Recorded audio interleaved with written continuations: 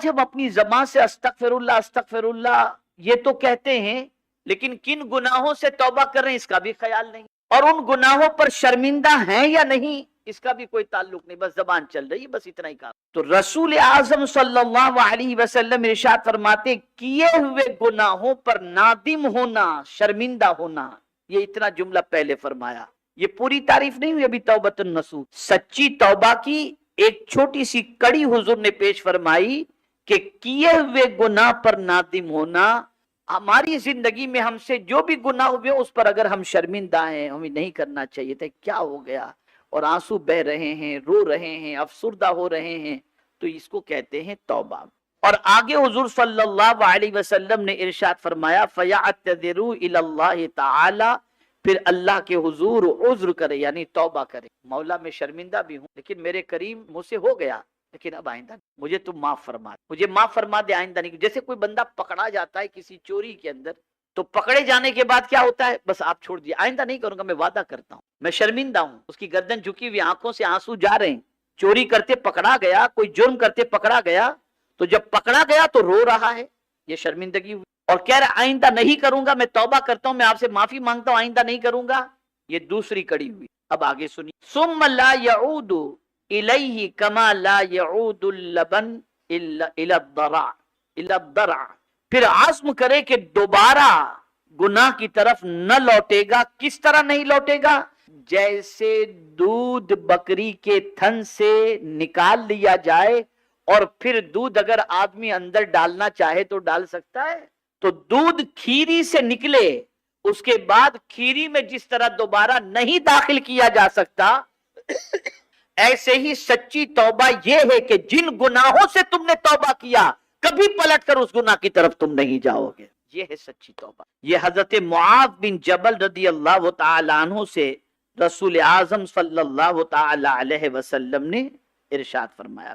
میرے پیارے آقا صلی اللہ تعالی علیہ وسلم کے پیارے دیوانوں، بہت سارے اقوال بزرگوں کے بھی اس کے سلسلے میں ہیں کہ سچی توبہ کیا ہے، لیکن آج رسول اعظم صلی اللہ علیہ وسلم کے اس ارشاد کے بعد میں آپ کے سامنے مولا علی کرم اللہ تعالی وجہہ الکریم کا ایک قول پیش کر دیتا ہوں، اور آپ کو یہ میں سمجھانے کی کوشش کروں گا کہ ہم اور آپ جو توبہ کرتے ہیں کیا واقعی وہ سچی توبہ ہے، اور اگر نہیں تو سچی توبہ کیا ہے، تاکہ اس مقدس مہینے کے اندر ہم سچی توبہ کی کوشش کریں۔ میرے پیارے آقا صلی اللہ تعالی علیہ وسلم کے پیارے دیوانوں، حضرت علی کرم اللہ تعالی وجہہ الکریم نے کسی دیہاتی کو دیکھا، کسی دیہات کے رہنے والے کو، کہ وہ اللہ کی بارگاہ میں کہہ رہا ہے، کیا کہہ رہا ہے؟ اللہم انی استغفرک و اتوب الیک، یا اللہ میں تجھ سے مغفرت چاہتا اور تیرے حضور توبہ کرتا ہوں۔ کوئی غلط بات تو نہیں کر رہا تھا، اچھی بات تھی۔ اللہ کی بارگاہ کے اندر ایک دیہاتی، مولا میں تجھ سے معافی مانگتا ہوں، میں تیری بارگاہ کے اندر توبہ کرتا ہوں، اور دیکھنے والا کون؟ مولا علی کرم اللہ تعالی وجہہ الکریم۔ تو مولا علی کرم اللہ تعالی وجہہ الکریم نے اس اعرابی سے، دیہاتی سے فرمایا یہ تو جھوٹوں کی توبہ ہے، یہ تو جھوٹوں کی توبہ ہے۔ تو اس نے عرض کیا امیر المؤمنین یہ تو بتائیں کہ سچوں کی توبہ کیا اور سچی توبہ کیا ہے؟ بس اب آپ اسے سن لیجئے، اور پھر میں آپ کو بتاتا ہوں کہ اگر اس طریقے کی توبہ ہم نے کر لی تو قرآن کہتا ہے وَتُوبُوا إِلَى اللَّهِ جَمِيعًا أَيُّهَا الْمُؤْمِنُونَ لَعَلَّكُمْ تُفْلِحُونَ، تو اللہ کامیابی ہمیں عطا فرما دے، کامیابی عطا۔ اب سچوں کی توبہ کیا ہے اسے سماعت فرما۔ مولا علی کرم اللہ تعالی وجہہ الکریم نے اس دیہاتی کے پوچھنے پر بتایا کہ اگر تو جاننا چاہتا ہے کہ سچوں کی توبہ کیا ہے، تو آپ نے بتایا جس توبہ میں 6 چیزیں پائی جائیں۔ کتنی؟ بولیے، 6 چیزیں پائی جائیں وہ سچوں کی توبہ ہے۔ غور کیجئے گا، کہنے والا کوئی عام آدمی نہیں کہہ رہا ہے، سید الاولیاء فرما رہے ہیں، مولا علی کرم اللہ تعالی وجہہ الکریم ارشاد فرماتے ہیں۔ اب وہ 6 چیزیں آپ سماعت فرما لیں۔ پہلی چیز، مولا علی کرم اللہ تعالی وجہہ الکریم ارشاد فرماتے ہیں جو گناہ پہلے ہو چکے ہیں ان پر ندامت و شرمندگی، جو پہلے گناہ کر لی اس پر افسوس، بندہ شرمندہ ہے، نادم ہے، اور اسے یاد کر کر کے روتا ہے۔ یاد رکھیں وہ لوگ جو بڑھاپے کی دہلیز پر پہنچنے کے بعد کالج کی زندگی کے گناہ یاد کر کے کہتے ہیں یار وہ زندگی کتنی اچھی تھی، یہ کیا ہم نے کر لیا، شادی کر لی، بیوی بچے سب جمیلے میں اتنے پھنس گئے کہ وہ والی زندگی چھوٹ گئی۔ یعنی گناہ کر کے آدمی افسوس اس اعتبار سے کرتا ہے کہ اب عمر اس کی گناہوں کی نہیں، لیکن اگر کوئی شخص گناہوں کو یاد کر کے روتا ہے کہ کیا ہو گیا، میں نے جوانی کتنی غلط کام میں گزار دی، کس طریقے سے میں نے برائی کی، اور روتا رہتا ہے، تو حضور صلی اللہ علیہ وسلم کی بارگاہ میں ام المؤمنین حضرت عائشہ صدیقہ رضی اللہ تعالی عنہ نے عرض کیا، یا رسول اللہ صلی اللہ تعالی علیہ وسلم، کیا کوئی بندہ ایسا بھی ہے جس سے قبر میں سوال نہ ہوگا؟ ارشاد فرمایا، ہاں عائشہ، اگر کوئی اپنے گناہ کو یاد کر کے روئے اللہ اس سے قبر میں سوال جواب نہیں فرمائے۔ تو گناہ کو یاد کر کے رو، گناہ کو یاد کر کے رو۔ تو سچی توبہ کی پہلی شرط یہ ہے کہ گلٹی فیل ہو، شرمندگی ہو، ندامت ہو، افسوس ہو کہ میں نے کیا کر لی، کیا ہو گیا مجھ سے۔ یہ پہلی شرط۔ میرے پیارے آقا صلی اللہ تعالی علیہ وسلم کے پیارے دیوانوں، اب سچی توبہ کی دوسری شرط سماعت فرمائیں، جو فرض ادا نہیں ہوئے ان کی قضا۔ کتنے توبہ کرنے والے فرض کی قضا کرتے ہیں ذرا بتائیں؟ ہیں کچھ آج بھی مسلمان، الحمدللہ ہم جانتے ہیں ان کے روزانہ 2-3 1 دن 4 دن کی نماز جو پہلے قضا ہو چکی تھی اپنی نمازوں کے ساتھ 2-3 دن کی نماز قضا پڑھ لیتے ہیں۔ تو سچی توبہ یہ ہے کہ فرض کی قضا کرو، جو نمازیں چھوٹ چکی ہیں، جو روزے چھوٹ چکے ہیں ان کی قضا کرو، جلدی سے اس فرض کو ادا کرو۔ یہ ہے سچی توبہ، یہ ہے سچی۔ ہم تو نوافل کے فضائل سنتے ہیں اور پھر سوچتے ہیں کہ آج بڑی رات میں اتنی نفل پڑھ لیں گے تو ہماری چھٹی ہو جائے گی۔ الحمدللہ میں نے ماہ رجب کی فضیلت پر ایک ریکارڈنگ میں نے کی ہے، مطلب میری ریکارڈنگ ایک کلپ وائرل ہوئی، اس پہ میں نے تاکید کی ہے، خاص طور پر تاکید۔ میں نے نوافل کے فضائل بیان فرمائے ہیں، لیکن ساتھ میں نے یہ بھی کہا ہے جس پر نماز فرض قضا باقی ہے وہ پہلے ان فرائض کو ادا کرے، بڑی راتوں میں ان فرائض کو ادا کر لے تو اللہ تعالیٰ اس فرض کی ادائیگی کی بنیاد پر نفل سے زیادہ اسے ثواب عطا۔ تو پہلے فرائض کو۔ تو مولا علی کرم اللہ تعالی وجہ الکریم فرماتے ہیں جو فرض ادا نہیں ہوئے ان کی قضا۔ اب تیسرے میں تو گاڑی اٹک جائے گی اور تلاش کرنے پر بہت کم شاید کوئی نصیب ہو ایسا نظر آ جائے۔ مولا علی کرم اللہ تعالی وجہ الکریم فرماتے کسی کا حق غصب کیا ہے تو اسے لوٹاؤ۔ یہ سچی توبہ ہے۔ آپ نے اگر کسی کا حق مار لیا ہے تو اس کا حق ادا کرو، اسے لوٹاؤ۔ کسی کا مال لے لیا، لوٹاؤ۔ کسی کی زمین لے لی، لوٹاؤ۔ اس کے بغیر سچی توبہ نہیں کہی جائے گی۔ یہ مولا علی کرم اللہ تعالی وجہ الکریم سچی توبہ کے بارے میں۔ اور یہاں میں آپ کو بتا دوں میرے آقا کی رحمت کا بھی تو کیا کہنا، سبحان اللہ۔ اگر کسی بندے پر قرض ہے اور وہ ادا کرنے کی کوشش کر رہا ہے، اپنے خرچ کم کیا، یہ نہیں کہ قرض ہمارے اوپر ہے اور ہم جا رہے ہیں حج کے لیے بھی، ہم جا رہے ہیں عمرہ کے لیے بھی، ہم چندہ بھی لکھا رہے ہیں، کوئی یہ ساری چیزیں اللہ کی بارگاہ میں ان چیزوں کی ضرورت نہیں۔ پہلے قرض کو ادا کرو، تم پہلے تمہارے ذمے جو قرض ہے اس کو پہلے ادا کرو۔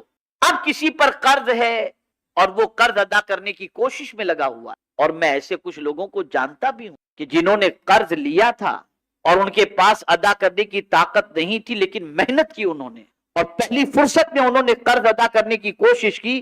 واللہ جب انہوں نے قرض ادا کر دیا تو اللہ نے ان کی روزی میں اور برکتیں عطا فرما دی۔ نیت اچھی رکھو۔ لیکن اگر کوئی شخص محنت کر رہا ہے، قرض بہت بڑھ گیا لیکن دینے کی طاقت نہیں ہے، کوشش کر رہا ہے، چھوٹا چھوٹا بھی دے رہا ہے، کیسے بھی کر کے کوئی فضول خرچی نہیں کرتا، اور اس کے بعد اس کا انتقال ہو گیا، تو حضور صلی اللہ علیہ وسلم فرماتے ہیں اس کے قرض کی ذمہ داری میرے سر۔ قیامت کے دن جس کا قرض اس کے سر پر ہوگا میں اس کو راضی کروں، اس لیے کہ اس کی بساط میں تھا، اتنی کوشش کی لیکن نہیں دے سکا، نیت تھی اس کی دینے کی، نیت تھی۔ تو مولا علی کرم اللہ تعالی وجہ الکریم نے ارشاد فرمایا کسی کا حق غصب کیا ہے تو اسے لوٹاؤ۔ زمین غصب کی ہے، لوٹا دو۔ مال غصب کیا ہے، لوٹا دو۔ اب صرف اسی پر اکتفا نہیں، اب چوتھی بات مولا علی کرم اللہ تعالی وجہ الکریم فرماتے ہیں جس سے لڑائی جھگڑا کیا ہے تو اس سے معافی مانگو، اس سے معافی مانگو۔ یہ سچی توبہ ہے۔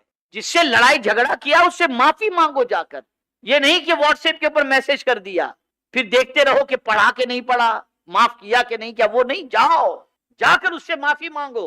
اور اگر کوئی تمہارے پاس معافی مانگنے کے لیے آئے تو رسول رحمت صلی اللہ علیہ وسلم کے ارشاد کا مفہوم ہے کہ تمہارا پرسنل معاملہ ہے، ذاتی معاملہ ہے، اور تم سے کوئی معافی مانگنے کے لیے آئے، سرکار فرماتے ہیں صلی اللہ علیہ وسلم تو معاف کر دینا چاہیے، اور اگر کوئی اکڑ گیا معاف نہیں کر رہا تو حضور صلی اللہ علیہ وسلم فرماتے ہیں قیامت کے دن وہ میرے حوض کوثر پر نہ آئے، قیامت کے دن وہ میرے حوض کوثر۔ اعلیٰ حضرت عظیم البرکت امام عشق و محبت ہر 15ویں شب کو، 14 تاریخ کو 15ویں شب کے آنے سے پہلے بریلی شریف کے لوگوں کو اپنے گھر بلاتے تھے اور فرماتے تھے تم ایک دوسرے کو معاف کر، یہ اعلیٰ حضرت کا معمول، ایک دوسرے سے معافی تھا۔ تو مولا علی کرم اللہ تعالی وجہہ الکریم ارشاد فرماتے جس سے لڑائی جھگڑا کیا ہے تو اس سے معافی مانگو، اور آج معافی مانگ لو، یہ آسان ہے اور سستا سودا ہے۔ قیامت کے دن اگر وہ تمہارے سے حق طلب کیا تو ساری نیکیاں گئیں، سب ختم۔ اس لیے دنیا ہی کے اندر یہ سارے کام کر لینا چاہیے، سچی توبہ کی شرط ہے، یہ 4تھی شرط۔ 5ویں شرط پختہ عزم کرو کہ آئندہ گناہ نہ کروں گا، اب پکا ارادہ کرو کہ نہیں کروں گا۔ اور میں آپ کو ایک چیز بتا دوں، یاد رکھیں یہ عمل ہمیشہ کے لیے یاد رکھیں۔ نفس کہتا ہے یار ایک بار کر لو نا یار، پھر آئندہ نہیں کروں، یار موقع ہے، یہ جب ہوتا ہو نا تو ایک پختہ ہے نہیں یار نہیں کرنا چاہیے، تو اس کے لیے ایک عمل ہے، ایک عمل ہے۔ وہ عمل کیا ہے؟ آپ کثرت سے پڑھا کریں اعوذ باللہ من الشیطان الرجیم، اعوذ باللہ من الشیطان، اعوذ باللہ من الشیطان الرجیم، اللہ تعالیٰ گناہ سے بچا لے گا۔ اور حضور صلی اللہ علیہ وسلم نے فرمایا جس کسی نے صبح کو 10 مرتبہ سورہ اخلاص کی تلاوت کی، اللہ تعالیٰ اس کو دن بھر شیطان کی شرارتوں سے محفوظ رکھے گا، گناہ سے بچا لے گا۔ اور زندگی میں کبھی دیکھ لیجئے گا، کبھی آپ کی طبیعت اللہ نہ کرے صدبار نہ کرے مائل ہو رہی ہے، گناہ کے قریب جا رہے ہیں، آپ فوراً پڑھ لیجئے اعوذ باللہ من الشیطان، اعوذ باللہ من الشیطان، اعوذ باللہ من الشیطان، اللہ اپنے حبیب کے صدقے میں بچا لے گئے۔ تو پختہ عزم کرو کہ آئندہ گناہ نہ کرو، لیکن یہ ہے ٹف، یہ عزم کر کے قائم رہنا یہ ٹف ہے۔ تو قربان جائیے مولا علی کرم اللہ تعالی وجہہ الکریم نے اس کے بعد جو فرمایا، آخری جو شرط بتائی ہے نا، اسے سماعت فرمائے۔ ارشاد فرماتے ہیں جس طرح تو نے اپنے نفس کو بدکاریوں سے موٹا کیا، اسی طرح اب اللہ کی اطاعت میں اسے محنت و مشقت میں ڈالو، یعنی زیادہ سے زیادہ عبادت الہی کرو، خوب محنت کرو، کم سو، زیادہ سے زیادہ وقت اللہ کی عبادت میں گزارو، روزے رکھو، اللہ توفیق دے تو حج فرض کے بعد بار بار حج و عمرہ کرو، اس لیے کہ جب تمہاری ان نیکیوں کی عادت ہو جائے گی تو ان الحسنات یذہبن السیئات، کہ بے شک نیکیاں گناہوں کو مٹا دیتی ہیں، اور اس نیکی کی عادت کی بنیاد پر اللہ تعالیٰ گناہوں سے تمہیں بچنے کی توفیق بھی عطا فرما دے گا۔ یہ 6 شرطیں مولا علی کرم اللہ تعالی وجہہ الکریم نے سچی توبہ کی بتائیں۔ اب میں آپ سے پوچھتا ہوں کتنے ہم میں ایسے ہیں جو ایسی توبہ کرتے ہیں؟ ایسے کتنوں نے فرض ادا کیے، کتنوں نے صلح صفائی کی، کتنوں نے معافی مانگی، کتنوں نے لوگوں کا مال لیا ہوا واپس کیا؟ ارے میں آپ کو بتاؤں گا تو حیرت ہوگی، میں جس اب وضاحت تو نہیں کرنا چاہیے، ٹور والے بیچارے بتاتے ہیں کہ حضرت 2 سال ہو گئے لوگ ہمارے ساتھ حج کر کے آئے، ابھی تک پیسہ نہیں دیا، اور شادیوں کے کھانوں کے اندر لاکھوں کا خرچ کر، کیا یہ دنیا کا دکھاوا، یہ آرٹیفیشل، یہ ساری چیزیں بھول چکے ہیں لوگ کہ اللہ کی بارگاہ میں جواب دینا پڑے گا۔ ارے چند پیسے اگر کسی کا قرض آپ کے اوپر ہے تو بات جماعت 40 دن کی نمازیں اس کو دے دی جائیں گی، چند پیسے کی بات کر رہا ہوں اور روپے کی بھی بات نہیں، یہاں تو لاکھوں لے کے ڈکار نہیں۔ اللہ کی توفیق سے میں ابھی 15 دن پہلے مدینہ منورہ میں اور مکہ مکرمہ میں حاضر ہوا تھا، تو میں حرم شریف سے مکہ مکرمہ سے واپس آ رہا تھا، تو ہمارے ادارے کے ایک طالب علم ہے یہیں کے پڑے ہوئے، وہ احرام میں بیٹھے ہوئے تھے، میں نے کہا بیٹا یہاں بیٹھے ہوئے ہو تم؟ تو بولے ہاں حضرت وہ ٹور والے نے کہا تھا یہ تمہاری ہوٹل بک ہے، ہم یہاں پہنچے تو یہاں پتہ چلا ہمارے نام سے کوئی ہے ہی نہیں، یہ حال ہے، اور فون کر رہے ہیں تو اٹھا بھی نہیں رہا ہے۔ ارے جو قوم حج اور عمرے کے نام کے پیسے کو کھا جاتی ہو اس قوم کو اللہ عزت کہاں سے دے گا، کہاں سے؟ کہ رسول اعظم صلی اللہ تعالی علیہ وسلم نے فرمایا عورتوں کو سورہ نور کی تعلیم دو۔ سورہ نور، ہر عورت کو چاہیے کہ سورہ نور کے ترجمے اور سورہ نور کی تفسیر کنز الایمان خزائن العرفان سے ضرور پڑھے، اور اگر اسے پڑھنے اور سمجھنے کے اندر کہیں دشواری آتی ہو تو کوئی سنی صحیح العقیدہ ایسی معلمہ جو اس کی تفسیر اور ترجمے کو صحیح طور سے سمجھا سکے، اسے آپ ضرور پڑھیں. میں یقین کے ساتھ کہتا ہوں دل میں اللہ کا ڈر اور حضور کی محبت پیدا ہو جائے گی. تو سورہ نور کی تلاوت ترجمے اور تفسیر کے ساتھ ضرور کر لیں. اور دوسری چیز، جب بچی کی شادی کسی گھر میں ہوتی ہے تو ہر باپ کی تمنا ہوتی ہے میں یہ دے دوں، میں وہ دے دوں. لیکن آج میں ایک ایسی چیز اپنی بچی کو دینے کے لیے ہر ماں سے کہوں گا جو دینے کا حکم مدینے کے تاجدار صلی اللہ علیہ وسلم نے عطا فرمایا. آقائے کریم رؤوف الرحیم علیہ التحیۃ والتسلیم نے فرمایا اپنی بچیوں کو سورہ واقعہ کی تعلیم دو. غالباً حضرت عبداللہ ابن مسعود رضی اللہ تعالی عنہ کا واقعہ ہے. علیل تھے، بیمار تھے، ان کی بچیاں بھی تھیں. ایک صحابی رسول اپنے ساتھ کچھ پیسے لے کر ان کو دینے کے لیے حاضر آئے. مزاج پوچھا حضرت عبداللہ کا اور اس کے بعد ان سے ارشاد فرمایا کہ یہ رقم آپ اپنے پاس رکھیں، آپ کے علاج و معالجے میں کام آئے گی یہ رقم. انہوں نے کہا میرے لیے میرا رب کافی ہے. تو پھر انہوں نے فرمایا کہ آپ کی طبیعت بتا رہی ہے کہ کبھی بھی کچھ ہو سکتا ہے، رکھ لیں آپ کی بچیوں کو کام آئے گا. اتنا سننا تھا کہ حضرت عبداللہ ابن مسعود یا جو بھی صحابی تھے وہ اٹھ کر کے بیٹھ گئے اور رقم دینے والے صحابی سے فرماتے ہیں، عرض کرتے ہیں کہ سنو، اگر آپ یہ سمجھتے ہو کہ میرے مرنے کے بعد میری بچیاں فاقے میں گرفتار ہوں گی تو خدا کی قسم میں پورے یقین کے ساتھ کہتا ہوں میری بچیاں کبھی فاقے میں گرفتار نہیں ہو سکتی، اس لیے کہ میں نے انہیں سورہ واقعہ کی تعلیم دے دی ہے اور میری ہر بچی سورہ واقعہ یاد کی ہوئی ہے. اور حضور نے فرمایا جو سورہ واقعہ کی روزانہ رات کو تلاوت کرے اللہ کبھی اس کے گھر میں فاقہ نہیں نازل فرماتا. بچیوں کو سورہ واقعہ کی تعلیم دو. آج بچیاں گانے پورے گنگنا لیتی ہیں، ڈانس کر لیتی ہیں، سیریلوں سے واقفیت رکھتی ہیں، ہیرو ہیروئن کی زندگی سے واقفیت رکھتی ہیں. ہر بچی کو سورہ واقعہ یاد کرنے کی تعلیم دو. اگر آنے والے اجتماع تک ہر آنے والی یہاں میری بچیوں نے، بہنوں نے، خواتین نے اگر سورہ واقعہ یاد کر لی تو میں یقین کے ساتھ کہتا ہوں ہر ایک کے گھر میں اللہ رحمت و برکت کو نازل فرمائے گا اور فاقہ ان کے گھر سے دور ہو جائے گا. تیسری چیز، اے خواتین اسلام، شادی کے موقع پر میک اپ کرنے کی وجہ سے، بیوٹی پارلر میں سج دھج کر آنے کی وجہ سے نماز ضائع کر دیتی ہیں، نماز چھوڑ دیتی ہیں. اور بہت ساری بچیاں یہ تصور کرتی ہیں کہ نماز پڑھیں گی تو شاید ہم کو کوئی بی بی ماں نہ سمجھ لے، ماڈرن سمجھنے کی بجائے پردہ نشی خاتون نہ سمجھ لے. میں پوچھنا چاہتا ہوں جس رب نے تمہیں حسن دیا، زندگی دی، سب کچھ عطا فرمایا، اسی کی بارگاہ میں سر جھکانے سے تم شرم محسوس کرتی ہو؟ کیا یہ دنیا کے لوگ تمہیں عزت دیں گے؟ سن لو، عزت کا مالک خدا ہے، وہ جسے چاہے جتنی چاہے عزت عطا فرما دے. اس لیے کبھی بھی جان بوجھ کر کے نماز قضا نہ کریں. چوتھی چیز، اور اسے غور سے سنیں، سرکار صلی اللہ تعالی علیہ وسلم نے ارشاد فرمایا کہ اللہ عز و جل کو سیدھی سادی بھولی بھالی عورت پسند ہے. جو سادگی اختیار کرے ایسی عورت اللہ عز و جل پسند فرماتا ہے، اس عورت کی نیکیوں کو قبول فرماتا ہے اور اللہ کے نزدیک وہ پسندیدہ عورت ہے. آج زبان کی تیز، لفظوں سے انگار برسانے والی عورتیں اور یہ کہنے والی عورتیں میں تو چپ کرا دیتی ہوں، تیز ترار عورتیں. سرکار نے ایسی عورت کو اچھی عورت نہیں فرمایا، پسند نہیں فرمایا.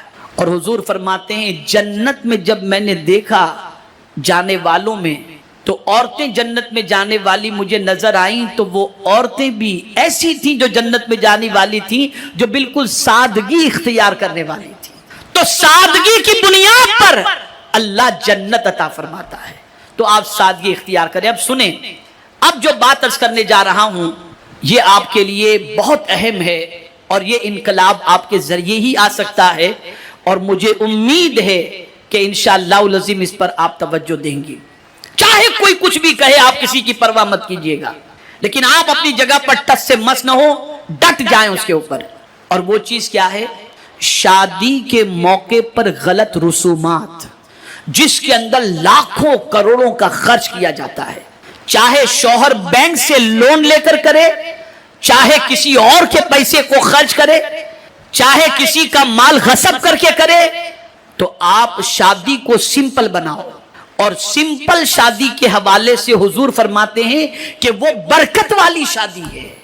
جس شادی میں حضور فرماتے ہیں کہ کم خرچ ہو, سرکار فرماتے ہیں اللہ اس شادی میں برکت عطا فرماتا ہے.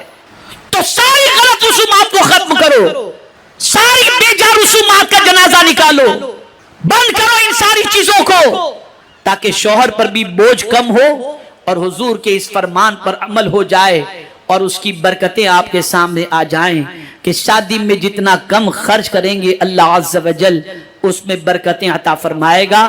ہاں, اس سے آپ قطعی طور پر یہ نہ سوچیں کہ ہم کھانا کھلائیں یا نہ کھلائیں, جو بھی جائز طریقے سے اچھے انداز میں اسراف کے بغیر ہو اس کے کرنے میں کوئی مضائقہ نہیں. لیکن بے جا رسومات کہ یہ مہندی کی رسم کے اندر اتنی عورتیں آ رہی ہیں اور اس طرح مہندی لگانا ناجائز نہیں ہے. ہلدی عورت کو لگانے کے ٹائم پر نہ جانے کون کون آتی ہیں اور کون کون مرد بھی آتے ہیں, اور شادی سے پہلے لڑکا بھی آ جاتا ہے, منگنی کے بعد وہ بھی ہلدی یہ حرام ہے, حرام حرام سب ہے.